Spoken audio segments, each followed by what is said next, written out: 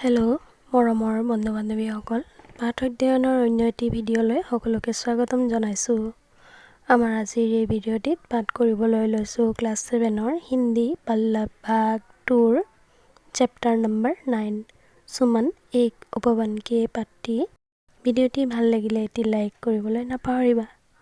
Students, তোমালোকৰ Hindi পাঠ্যপুথিখনৰ page number 62 উলিয়াই লৈ চোৱা। पाठ 9 सुमन एक उपवन के। हम सब सुमन एक उपवन के, एक हमारी धरती सबकी, जिसकी मिट्टी में जन्मे हम। मिली एक ही धूप हमें है, सींचे गए एक जल से हम। पले हुए हैं झूल झूल कर, पालनों में हम एक पवन के।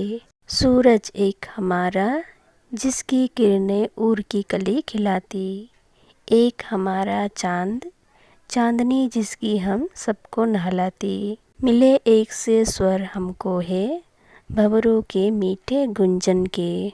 रंग रंग के रूप हमारे, अलग अलग हैं क्यारी क्यारी, लेकिन हम सबसे मिलकर ही है उपवन की शोभा सारी। एक हमारी माली, हम सब रहते नीचे एक गगन के। कवि द्वारिका प्रसाद माहेश्वरी।